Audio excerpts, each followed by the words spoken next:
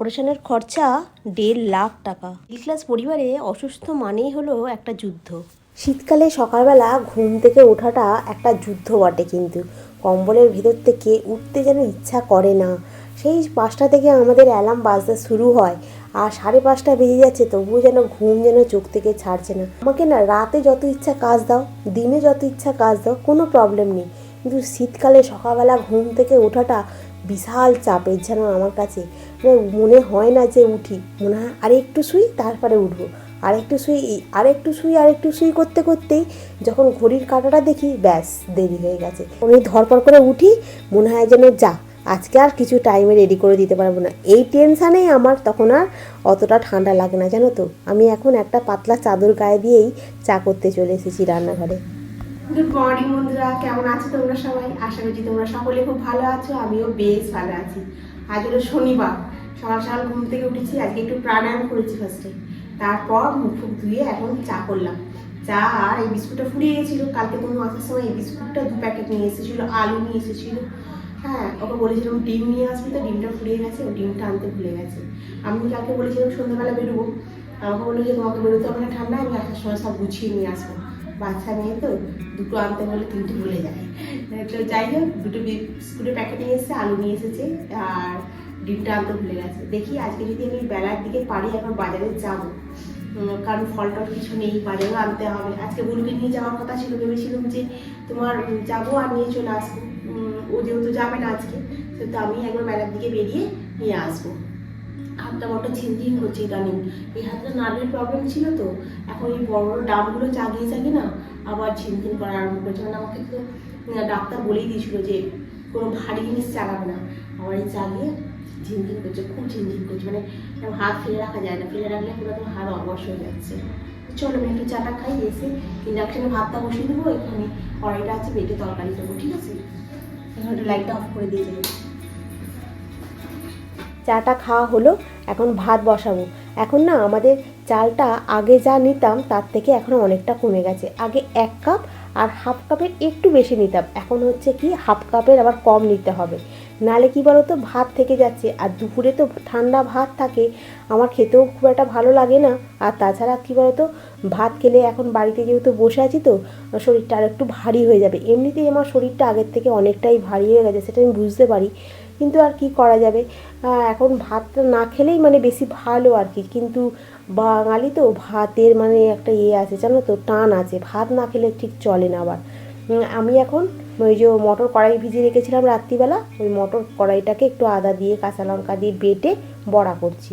আজকে ঝাল ঝাল করে একটু বড়ার তরকারি করব আলু দিয়ে, আর ভাত করব। আর রুটিতে টিফিনে হবে তনুর জন্য, তনুকে 2টো রুটি আর বড়ার তরকারি দিয়ে দেবো, ও টিফিনে নিয়ে চলে যাবে।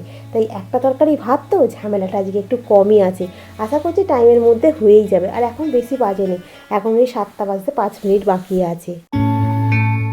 রুটিটা করে নিয়েছি, রুটিটা করে নিয়ে একেবারেই তোমার এতে মুড়ে আর হটপটে রেখে দেবো, যখন টিফিনটা গোছাবো গুছিয়ে ফেলবো। আর এদিকে তোমার রান্না সব প্রায় হয়ে গেছে, খালি আলুটা কষিয়ে চাপা দিয়ে রেখেছি, ওটা একটু সেদ্ধ হচ্ছে। তারই মধ্যে তো কিছু বাসন পড়ে আছে, সেই বাসনগুলোকে এখন আমাকে একটু মেজে ধুয়ে পরিষ্কার করে নিই, তাহলে কি বলতো কাজটা একটু হালকা হয়ে যাবে। আজকের ভিডিওতে অনেক পুরাতন নতুন বন্ধুরা সবাই কমেন্ট করেছে, কমেন্টগুলো পড়ে খুব ভালো লাগলো। কিছু বন্ধু তো ভিডিও দেখে কমেন্ট করে না, আবার কিছু বন্ধুর সময় হচ্ছে না।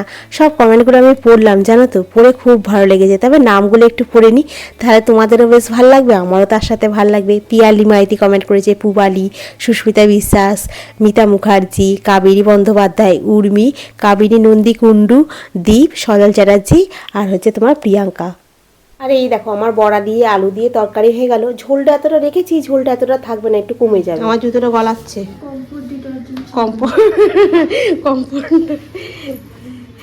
ঠিক আছে, ঠিক আছে। হ্যাঁ।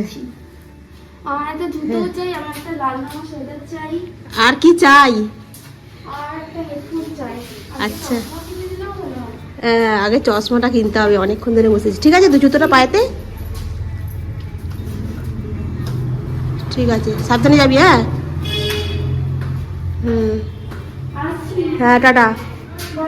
এই তনু বেরিয়ে গেল, আমি এখন বিছানাটা ঝেড়ে পরিষ্কার করে নিচ্ছি, নিয়ে গুছিয়ে তারপরে টিফিনটা খাবো। ভাবছিলাম আগে টিফিনটা খেয়ে নিই, কিন্তু না, আগে তোমার রান্নাঘরের কাজটা কমপ্লিট করে এসেছি, তোমার বাসন মাজা হয়ে গেছে, আর তোমার গ্যাস মোছাও হয়ে গেছে, বিছানাটা ঝেড়ে আর ও ঘরের বিছানা থেকে বইগুলো তুলে নিয়ে তারপরে টিফিনটা খাবো। আর জানলাটা একটু খুলে দিলাম, হাওয়া চলছে, কিন্তু আবার জানলাটা না খুলে না রোদ ফোদগুলো ঢুকবে না, সেই ঘরটা একটা কোনো রকম গন্ধ মতো হয়ে যাবে, ওই জন্য খুলে দিলাম।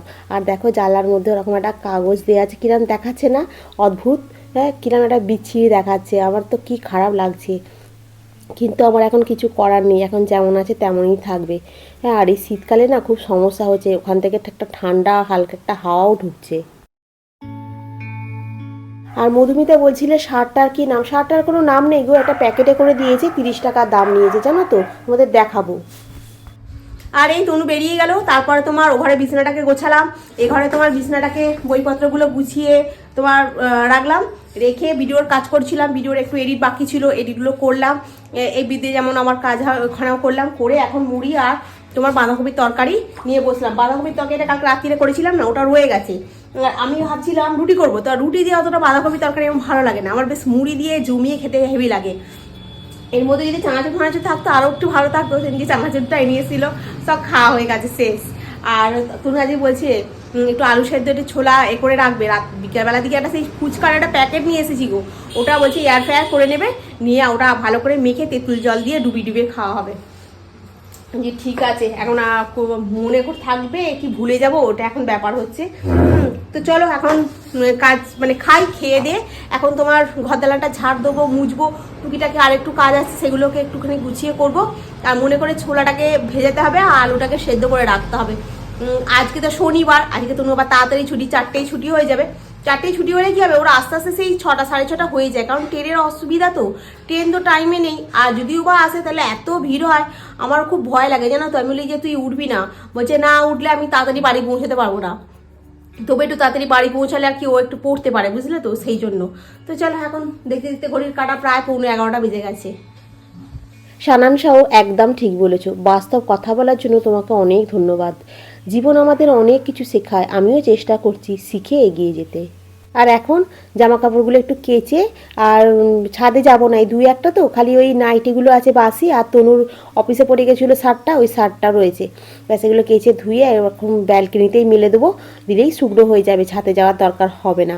কি বলতো পম্পা, বাড়িতে যাদের বেড়ে ছেলে গেছে তারা কি খাবে সেই অনুযায়ী রান্না হয়, আর আমাদের বাড়িতে তনু কি খাবে সেই অনুযায়ী রান্না হয়। আজকেও একটা জবা ফুল আমার গাছে ফুটেছিল, ওটাই বজরংবলীর পায়ে দিচ্ছি। আর চন্দ্রমল্লিকা ফুলগুলো না বেশ ভালো ফুটেছে, কালকে তোমাদেরকে দেখাবো জানো।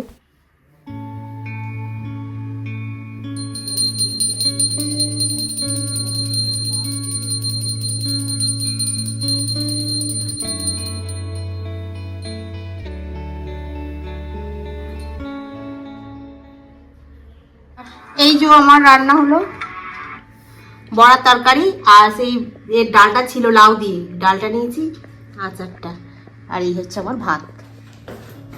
গুড ইভিনিং বন্ধুরা। এইটা দেখে কালকে ওই গ্যাসওয়ালাটা বলছিল যে এইটা দিয়ে কী হয়, আমি বলছি ভিডিও তৈরি হয়, বলছি ও আচ্ছা। তনু আসার সময় ডিম নিয়ে এসেছে, ওখানে রেখে দিয়েছি, এইটা নিয়ে এসেছি, এই যে পপকর্ন, আর একটা জিনিস এসছে, ওটা হচ্ছে তোমার সিংহাসনে লাগানোর জন্য সেই লাইটটা, এটা তনু লাগাবে, তনুকে বলছি তনু একটু লাগিয়ে দিতে, তনু বলছে ঠিক আছে। তো চল আমি এখন চা করি আর পপকর্নটা ভাজি। আমাদের পপকর্ন ছিল, ফুরিয়ে গেছে, মাসে আমাদের পপকর্ন তোলা হয়নি, ওই জন্য নেই, ওই জন্য তনু আসার সময় আমার পপকর্নটা নিয়ে এসেছে। আমি ওকে বলেছিলাম যে পাঁপড়টা হয় না, সেই পাঁপড়টা নিয়ে আসতে, ওই পাঁপড়টা নিয়ে আসি, বলছে পাঁপড়টা এখানকে বসে না, যে তাড়াতাড়ি চলে এসেছে তো মানে পাঁপড়টা বসেনি। ঠিক আছে তাহলে কি নিয়ে আসি, ও আবার দেখে বুদ্ধি করে এই পপকর্নটা নিয়ে এসেছে।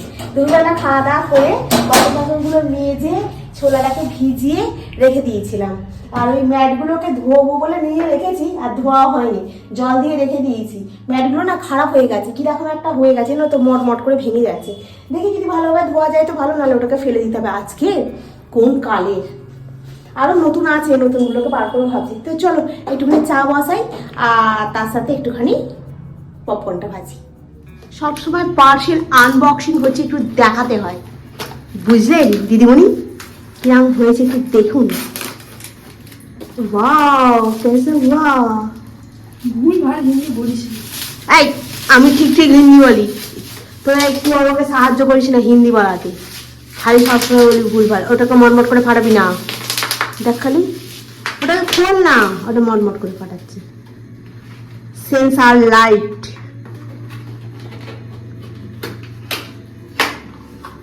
वाओ क्या सीन है। देखिए कौन, वाओ चार्जर है, देखिए वो चुम्बक दीजिए, দেখি দেখি দাও কেমন দেখতে হয়েছে ডিজাইনটা। এই দেখো জলে কি করি, এই তো সেন্সার আছে তো, এই সেন্সার কোনো কাজ করছে না কেন? কিছু লাইট ব্যবস্থা আছে নাকি দেখতে হবে। এই তো জল গয়া জল গয়া জল গয়া, সেন্সার নয় না, হ্যাঁ এমনি লাইট, এমনি অন অফ, তাই তো? চার্জে বসিয়ে দাও, তারপর তুমি গোপালকে যখন শোয়াবে তখন এ করে দেবে, চাটা কর চাটা কর। আমার রেডি হয়ে গেছে পপকর্ন আর চা। কফি করিনি, কফি ভালো লাগবে না খেতে এখন, চা দিয়ে পপকর্নটা বেশি ভালো লাগে খেতে। তুই এ করেই ও আমার থেকে তাহলে বিস্কুটটা নিয়ে আয়। এই ঘরে আমি শুয়েছিলাম, কম্বলটা গোছানো হয়নি, আর তনু এসে এই যে এটাকে ফেলে দিয়েছে এরম, ফেলে রাখি কি। আনলিমিটেড এন্টারটেইনমেন্ট, চল আয় বস পর, দেখ কেমন ভেজেছি। জবে লাফটার শেপ, আনলিমিটেড এন্টারটেইনমেন্ট। ওরা চার্জে দিলি কোনটা? ওইটা লাইটটা, ঠিক আছে। আজকে রাতেরবেলা তোমার হচ্ছে আলুর পরোটা, আলুর পরোটার জন্য আদা রসুনটাকে থেতো করে নিয়েছি, আর তোমার পেঁয়াজটাকে ছোটো ছোটো করে কেটে নিয়েছি, কেটে নিয়ে এটাকে ভালো করে একটু ভেজে নেবো। আর মশলার মধ্যে খালি দেবো একটু লঙ্কা, হলুদ, একটু নুন, একটু জিরে গুঁড়ো, আর নামানোর সময় একটু গরম মশলা। ধনে পাতা থাকলে ভালো হতো, ধনে পাতাটা নেই, আর কয়েকদিন ধরে বাজারে যাবো যাবো করে আমি আর যাচ্ছিই না। তনুই টুকটাক করে এটা ওটা নিয়ে এসে দিচ্ছে বলে না আমার আর যাওয়া হচ্ছে না। আমাদের বুলুর গল ব্লাডারের পাথরের অপারেশনের খরচা হচ্ছে 1.5 লাখ টাকা, ভাবতে পারছো? 1.5 লাখ টাকা মুখের কথা। মানে এখানে নয়, তোমার হচ্ছে লিপির ধারে যে নারায়ণী স্পেশালিস্ট হসপিটালটা আছে ওখানে খরচা বলেছে এই 1,30,000 না 20,000 টাকা, তার সাথে আরও মানে আনুষঙ্গিক খরচা সব মিলিয়ে 1.5 লাখ টাকা। আর সামনে আমাদের চুনাবাড়িতে একটা আছে, ওখানে নেবে তোমার 75,000 টাকা। শুনেই মানুষের হাত পা ঠান্ডা হয়ে যাওয়ার কথা, তাই না? অনেকগুলো টাকা খরচা হচ্ছে, মানুষের শরীর ফরীর খারাপ হলে না কোথা দিয়ে যে মানে খরচা হয় সেটা কেউ বুঝতেই পারে না, তাই না? আমার মতো এরকম গরিব মানুষের যদি কিছু হয় তাহলে কোথা থেকে টাকা আসবে এটা ভাবলেই হাত পা ঠান্ডা হয়ে যাবে। যাই হোক, আমি ওকে বলছি তাড়াতাড়ি অপারেশনটা করে নি, বেশি দিন ফেলে রাখিস না, এখন ঠান্ডা পড়েছে, ঠান্ডার মধ্যে করলে কি বলো তো, তাড়াতাড়ি অপারেশনটা করলে তাড়াতাড়ি শুকনো হয়ে যাবে। ওটা হয়ে গেলে আবার ওর বরেরও আবার চোখের অপারেশন করাবে, তারপরে ওর আবার মেয়ের পরীক্ষা আছে সামনে, এখন ওর মাথার উপরে যেন অনেক ঝামেলা রয়েছে, তাড়াতাড়ি সব ঝামেলাগুলো আবার কাটিয়ে উঠুক। হ্যাঁ, এইটা নিয়ে যেন আমাদের বাড়িতে সকলেই আমরা চিন্তায় করছি, জানো তো। আর আমার মাও খুব টেনশানে রয়েছে এখন বুলুকে নিয়ে। আসল কথা কী বলো তো, আমাদের বাড়িতে কটা লোক বলো না, আমার বাপের বাড়ি দেখতে গেলে আমার বাবা, মা, বোন আর আমি, আমরা 4 জন, জানো তো। এই 4টে মানুষের মধ্যে হ্যাঁ কারোর ফ্যামিলিতে যদি কিছু হয় না কী বলো তো, খুব টেনশান হয়, চিন্তা হয়, সবসময় ভগবানকে ডাকি যেন বাবা সবাই যেন ভালো থাকে, সুস্থ থাকে, কারোর যেন অসুখ বিসুখ হয় না। আমি ওকে কতবার করে বলি যে একটুখানি প্রাণায়াম কর, প্রাণায়াম করলে এসব পাথর ফাথরগুলো যে হয় না এগুলো গলে যায়। আমি সেই রামদেব বাবার প্রাণায়ামগুলো করি, ওগুলোতে রেগুলার শুনি, জানো। প্রাণায়াম করা শরীরের জন্য কত ভালো। ও তো করবেই না, আগে তবু হাঁটতে যেত, এখন তো একদম যায় না। রান্নাঘরটা একদম নিট অ্যান্ড ক্লিন করে নিয়েছি, আর বাসন মেজে চাকি বেরামটা পর্যন্ত মেজে ধুয়ে পরিষ্কার করে নিয়েছি, একদম কমপ্লিট হয়ে গেল। এখন একটু বসে পড়েছি এখানে, বাসন মেজে পুরো রান্নাঘর একদম ঝাঁকাঝাঁক করে দিয়েছি, একদম বসিনি। ওই যে একটা সিরিয়াল চলছে যে কাল থেকে, সুবর্ণলতা কী যে নেশায় পেয়েছে কি বলবো, এত নেশা ধরে গেছে যে ওটা চালিয়ে সারাদিন আমার কাজও হয়ে যাচ্ছে। আর এমন কি আমার মানে ব্লগ বানাতে ইচ্ছা করছে না, মনে হচ্ছে না এই কাজটা করতে হবে, ক্যামেরা অন করবো, বরঞ্চ ফোনটাকে হাতে নিয়ে কাজ ঝাঁট দিতে কাজটা করে ফেলছি, এরকম করছি, জানো তো। এত নেশা পেয়ে গেছে সুবর্ণলতাটা, এত ভালো লাগছে, একদম পুরো মন ছুঁয়ে গেছে যেন। তো যাই হোক, আমার এখন খাওয়া দাওয়া কমপ্লিট। আলুর পরোটাটা একদম এক্সিলেন্ট হয়েছিল খেতে, আটা দিয়ে যতই করি, ময়দা দিয়ে করলে তার টেস্টটা কিন্তু আলাদাই হয়। ওই অনেকদিন পর খাওয়া হলো, ঠিক আছে। তো চলো বন্ধুরা, আজকের ব্লগটা আমি এখানেই শেষ করি। নেক্সট ব্লগে আবার তোমাদের সঙ্গে দেখা হবে। তোমরা খুব ভালো থেকো, সুস্থ থেকো, খুব সাবধানে থেকো। Good night. ভিডিওটা ভালো লাগলে অতি অবশ্যই লাইক করো, কমেন্ট করো, একটু সাবস্ক্রাইব করো। আর ভিডিওটা যদি একটু বেশি ভালো লাগে তাহলে একটু শেয়ার করে দিও। বাড়িতে আছি দেখো, ঝুড়ি পাগলি হয়ে আছি। চুল টুলগুলো একটু আঁচড়াবো, মুখে একটু ক্রিম মাখবো। সেই মানে স্নান টান করি যখন, তখন এসে মুখে একটু ক্রিম মাখি। চুলটা তো ভিজে থাকে বলে আঁচড়াতেও পারি না। সেই থেকে শুকনো হয়ে যাওয়ার পরেও যে একটু আঁচড়াবো, মানে চুলে চিরুনি দিই না। দেখো কেমন চুলটা পুরো হয়ে আছে, খালি এরম এরম হয়ে যাচ্ছে, খালি এরম। ঘরে আছি বলে এইরমই চলছে। তো চলো বন্ধুরা, এখন রাখি।